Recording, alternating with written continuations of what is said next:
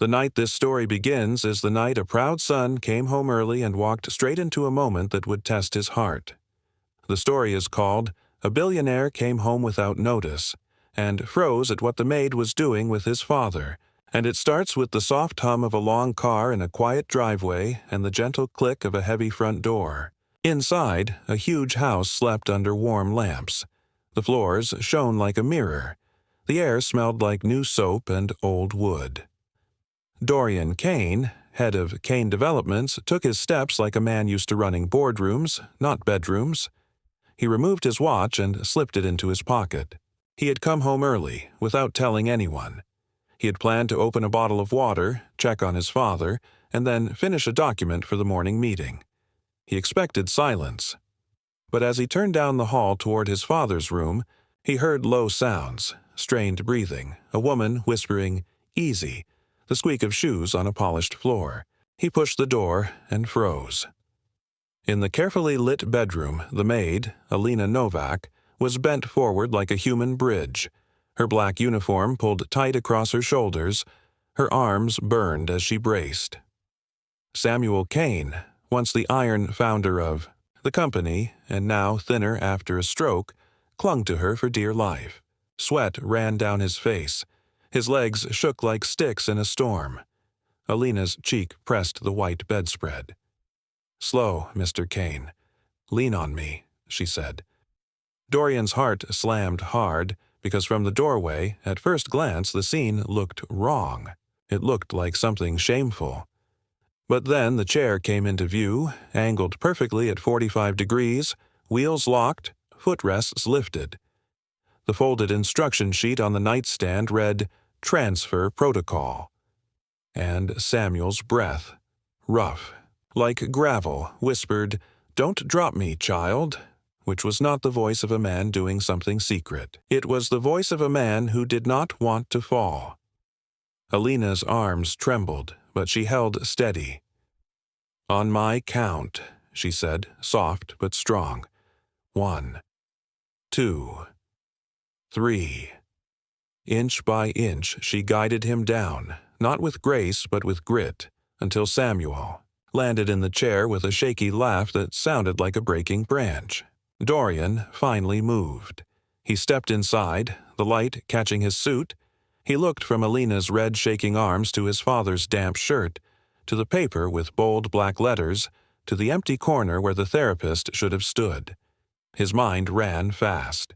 He remembered canceling nothing. He remembered approving twice-weekly rehab months ago. He remembered trusting the house manager to follow his orders. "What did I just see?" he said, but the question was too small for the feeling in his chest. Samuel lifted a hand that shook but still had authority. "You saw a girl hold up your father when his knees remembered he was not made of iron." He coughed once. "She kept me from hitting the floor." Alina stood there, cheeks flushed, hairline damp, chest rising and falling as if she had run a race. Her eyes met Dorian's with a mix of fear and stubborn fire. "The therapist canceled again this morning, sir," she said. "I followed the steps. I tried to wait for help, but his leg gave out.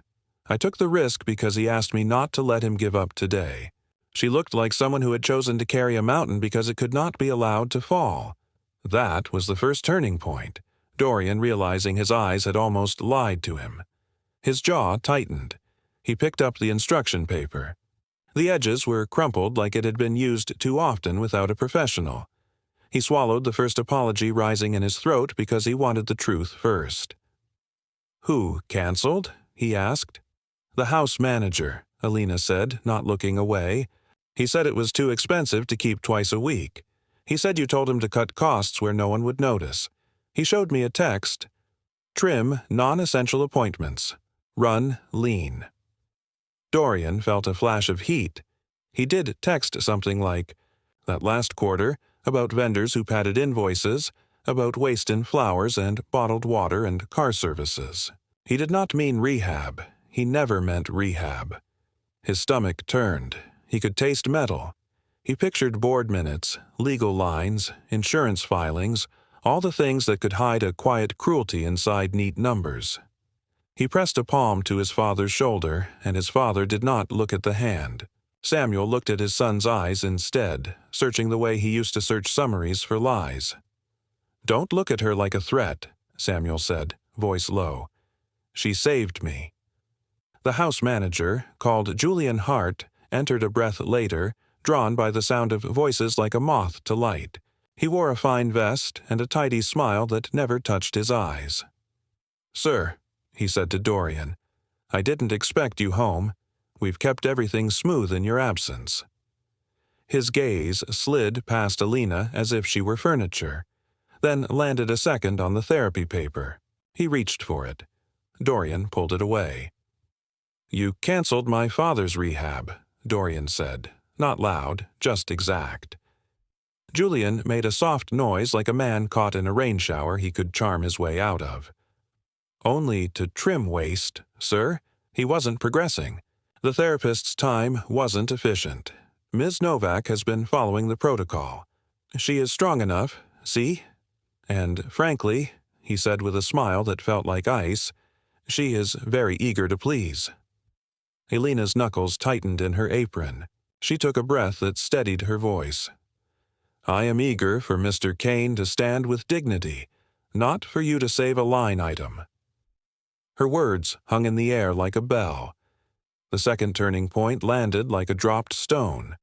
Dorian remembered something. His father said on the night the stroke took half his strength, "Our company builds places for people to stand. If we forget that, we deserve to fall." Dorian and Samuel had not always been close after that night. Pride built walls where love should have built bridges. But in this moment, the wall cracked. Dorian's voice went calm in that dangerous way that meant change was coming.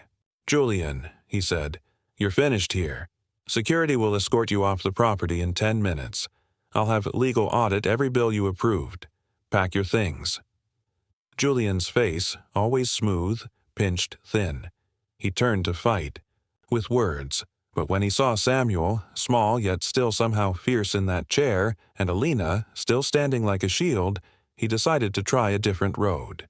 "You will regret this in the morning," he said. "You need me. You don't even know how much paper your signature sits on." Dorian answered with a truth that surprised even himself. "Then I'll learn tonight." Julian's lips tightened. He left, walking so quickly the floor could have been on fire. The house fell quiet again. Alina shifted her weight, a wince crossing her face that told the simple truth. Her back hurt. She picked up the transfer board and leaned it against the dresser. Samuel's fingers opened and closed as if testing what was left or what could return. Dorian knelt so he could look at his father at eye level, not from above. "I am sorry," he said to Alina first, which made Samuel blink with quiet approval. "I was ready to believe a bad story when a good one was happening. That won't happen again." Alina shook her head once. "Don't be sorry to me, sir. Just do what you said you'd do. Let him have real help. I can lift, but I am not a therapist. It is dangerous for him and for me." Dorian nodded. "It starts tomorrow," he said. "Or tonight if I can find someone to come." He turned to his father like a son who suddenly remembered he was a son before he was a billionaire. "What else have I missed?" Samuel watched his boy's face, then looked at the empty corner that held the wheelchair's shadow. "Your mother," he said, voice dropping to a soft place, "used to say that dignity is the weight a person holds when no one is watching. Alina held mine tonight. Don't let anyone steal hers." That night the storm began. It was not a storm on the weather map. The sky outside was clear. The storm started in the company files, in the paper dunes of invoices and approvals, in the little lies that hide behind big titles. Dorian sat in his home office with a black coffee gone cold and opened his email. He searched for therapy invoices. He found months of canceled appointments marked "Patient Not Ready." He opened another file and found a note that said, "Per JH, reduce non-essentials." He opened the house security logs and saw the therapist's badge denied entry at the gate last week. His jaw clenched. He called the therapist's number at 9:30 p.m., expecting voicemail. A woman answered, tired but alert. "This is Dr. Rosa Ellman." Dorian apologized for the hour. He told her the house manager had cut sessions without permission. He asked if she could come in the morning. Dr. Ellman said, "I can come at 7, but Mr. Kane will need more than transfers. He will need muscle work, balance training, speech work, and patience. No one gets strong on a schedule written by money." Dorian wrote her words down and underlined them twice. In the room next door, Alina sat on the edge of her small bed in the staff wing with a heating pad at her lower back. She had been a maid for 8 months. Before that, she had cleaned nights at a clinic and mornings in a hotel. Before that, she had carried her younger brother through the worst year after their mother died, sold 2 gold earrings she loved, and learned how to hide skill behind silence so no one would ask her to do more for less. Her hands had always been busy. Her heart had always been kind, and she hated that kindness sometimes made people think she was weak. She thought of Mr. Kane's weight, not as a number but as a promise she had made. "I won't let you fall." She thought of the sun's eyes, hard at first, then breaking like ice into water. She whispered a small prayer that the morning would be kinder than the night. The morning broke and brought the third turning point. At 6:30 a.m., Samuel's fingers could not close around the cup. At 6:45, his breath went ragged. At 6:50, he whispered, "My left side is colder." Alina did not panic. She had read the hospital pamphlet 100 times, the one she kept in the drawer under the extra hand towels. Fast, face droop, arm weakness, speech trouble, time to call. She asked him to smile. The left corner drooped. She asked him to raise both arms. The left arm lagged. She asked him to say, "Today is Thursday." He said, "T, 2," and then he could not finish. "Mr. Kane," she said, voice steady, "we are going to the hospital." She called the emergency number. She called Dorian. She held Samuel's hand and told him that his wife would be proud of him for saying yes to help. The ambulance lights painted red and blue rivers on the driveway. Dorian arrived at the same time as the medics. He saw Alina already guiding the stretcher like she had done it 100 times. He saw fear in his own hands and respect in hers. At the hospital, Time wore white shoes and moved fast. Tests, scans. A neurologist with calm eyes that did not promise miracles but promised honesty. "It looks like a transient ischemic attack," the doctor said. "A warning. Good that you came quickly. We'll monitor closely." Dorian's mouth felt dry. He nodded too much. He wanted to be useful. He wanted to fix. He wanted to buy something that could turn back time. He could do none of that. He could only stand, listen, and decide to be different. He looked at Alina, who sat in a plastic chair holding a paper cup of water like it was made of crystal. "Thank you," he said again, but the words were too small. He added new ones. "I want you to stay on the clock. I want you to eat. I want you to rest. And when we go home, I want you to never lift alone again. I will hire 2 aides to cover shifts, and Dr. Ellman will set the schedule." Alina nodded once. "All right," she said. "But I have one more request." Dorian waited. "Make a room at home where your father does not feel like a patient," she said. "Make a room where he can be a man who is healing. He needs that more than new equipment." The words slid past Dorian's pride and landed in his bones. Back at the mansion 2 days later, the house was not the same. The lily centerpieces were gone from the foyer table. The bowl of imported candies had been replaced by a stack of physical therapy bands. In the den, rugs were secured to the floor so walkers would not catch. The sunroom had been turned into a rehab space with a mat table, grab bars, and a chair that rocked to build balance. The corner by the window held a small round table with 2 sturdy chairs and a chessboard, because Samuel had once loved to play and stopped when his left hand failed him. He looked at the chessboard like a soldier looks at a field he remembers. Dr. Ellman came with 2 assistants, a quiet man named Theo and a bright woman named Hannah. They worked under Samuel's stubborn pace, not Julian Hart's busy one. They counted breaths, not dollars. They taught Alina how to spot safely so she did not have to be a bridge again. They taught Dorian to stand at his father's left side when he shuffled from bed to chair. It was not a miracle. It was work. There was a moment one afternoon that proved the work was not only for legs. Samuel sat in the sunroom. The light made the dust look like soft snow. He looked at the chessboard and then at his son. "You were a fierce boy," he said, voice slow but sharp. "You ran at the ball, not with it. Your mother said you would either run the world or crash into it head first." Dorian smiled, small. "I did both," he said, and for the first time in months they both laughed. The laugh did not last long. Samuel's face went serious.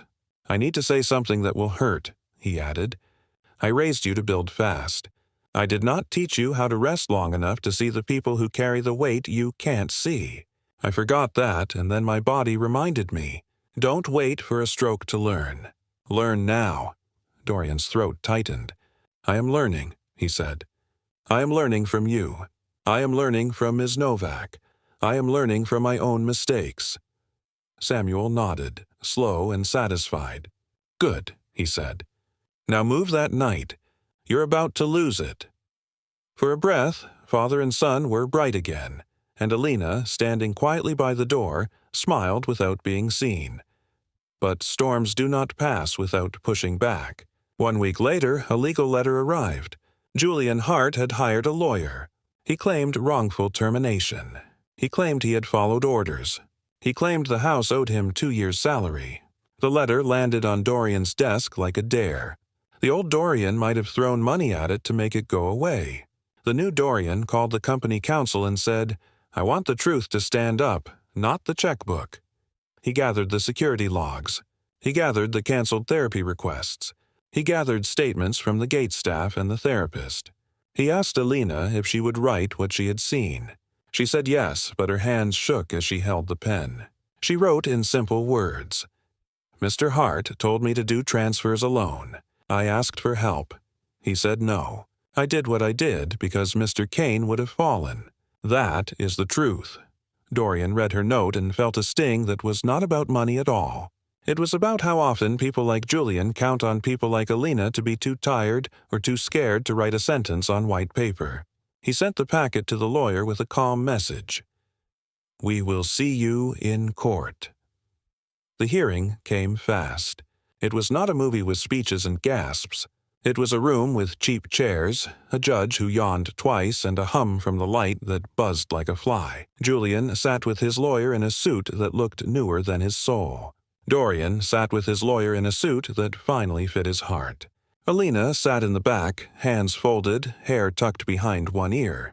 She did not like rooms where people judged quietly, but she came because truth often needs witnesses. The company's counsel presented the logs, the notes, the voice message where Julian said, "Run lean," in a tone that felt like a trap, and the security video of the therapist turned away at the gate. Julian's lawyer tried to say the words were unclear. He tried to say Alina misread instructions. He tried to say Samuel's progress had been marginal. Samuel himself, stubborn, upright in his chair, spoke last. He rolled forward, placed both hands on the table, and said the difference between marginal and meaningful is what you decide to respect. Ms. Novak respected my fight. Mr. Hart respected. Only the numbers he could trim. The room got quiet the way rooms do when a simple sentence carries more weight than a stack of files. The judge's order came a week later. Termination upheld, claims denied. After that day, people in the house changed the way they moved around Alina. They saw her more clearly. The chef began to leave sandwich halves and sliced fruit in the staff fridge with her name on them, not as charity, but as care. The gardener brought her a small snake plant for her room because it cleans the air and asks for very little. Theo and Hannah made sure she knew how to rest her back after spotting.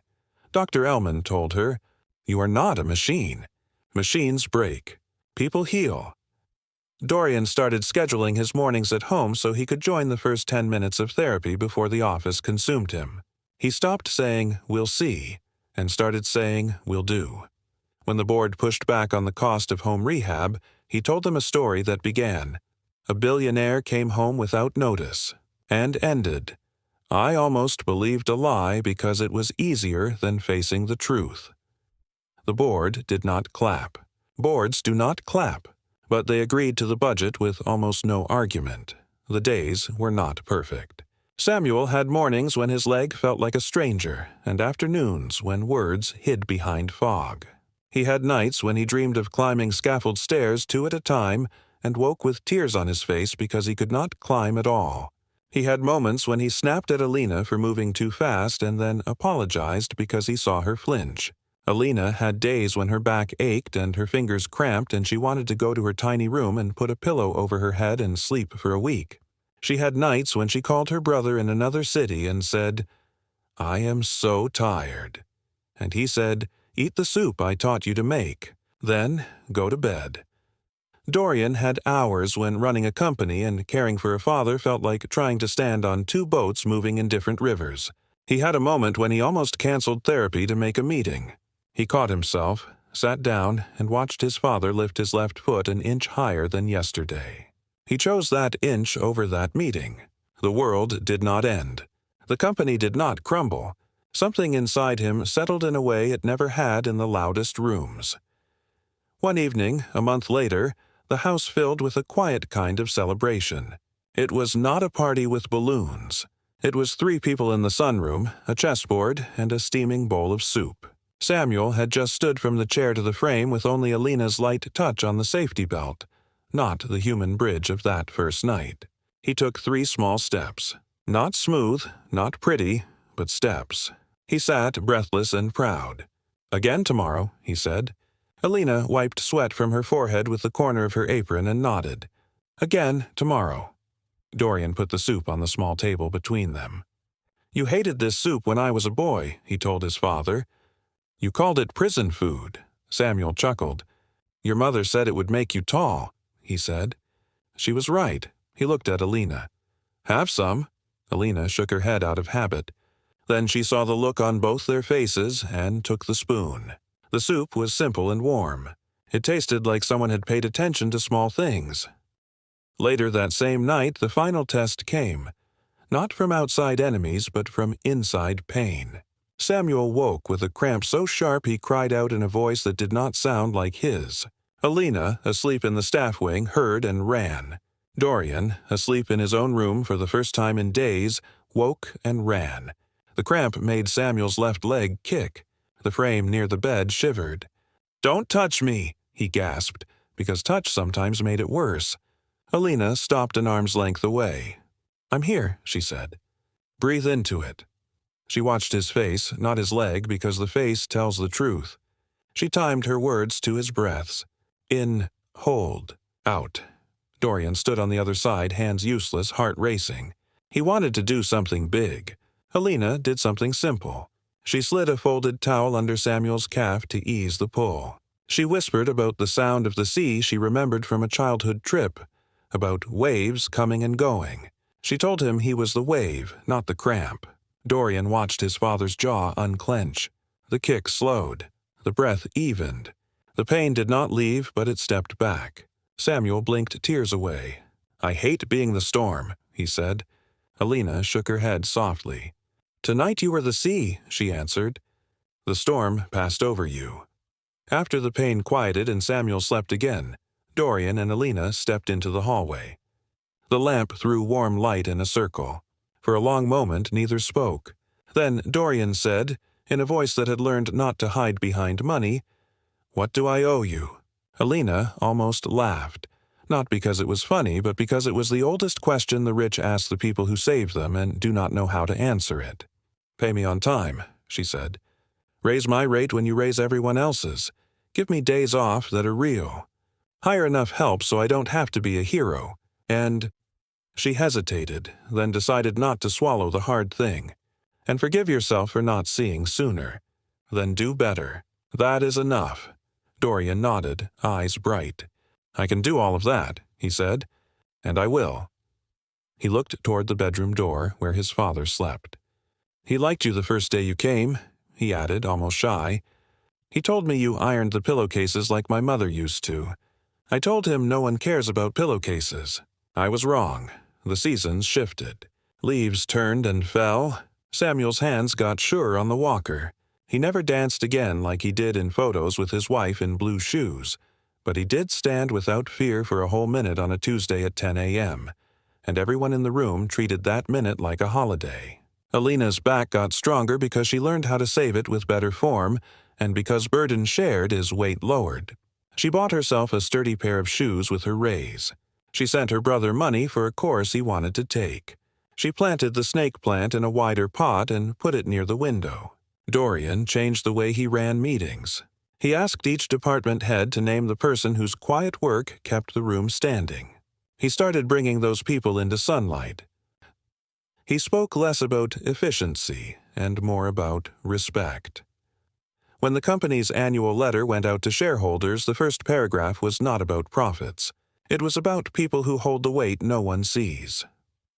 On the anniversary of the night, everything changed.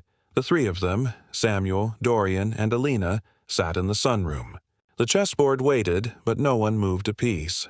They were talking about nothing, which is another way of saying they were talking about everything. Samuel looked out at the late afternoon light, the way it made the trees look kind. "I used to think strength was never needing help," he said. "I was wrong." Dorian leaned back, hands linked behind his head like a boy in no hurry. "I used to think respect was something you could buy," he said. "I was wrong." Alina smiled and shook her head. "I used to think I had to prove I could carry a mountain alone," she said softly. "I was wrong too. We're all learning." A breeze pushed the curtain and let in a fresh smell like rain after a long day. When the story reaches its final note, it does not end with a headline or a trophy. It ends with a small moment that shows a big truth. Samuel stood from the chair with the frame. Alina stood near but did not touch. Dorian stood on the left, ready but not rushing. Samuel took one slow step, then another, then a third. He stopped. He smiled. He sat. He wiped his forehead with the back of his hand. "Good," he said. "Not perfect. Not fast. Good." They all knew what that meant. It meant the house had changed shape. It meant pride had learned to share space with love. It meant a billionaire had learned to come home and see the world as it was, not as he assumed. It meant a maid had taught a family, and the family had listened. So, when you hear the title, "A Billionaire Came Home Without Notice," and froze at what the maid was doing with his father, remember that what looked scandalous was actually a rescue. Remember that dignity lives in small rooms and steady hands. Remember that suspicion can blind the eye, but courage can open it again. And remember this final lesson that settled over that house like a soft blanket at night. When we respect the people who hold us up, we stand taller than we ever did alone.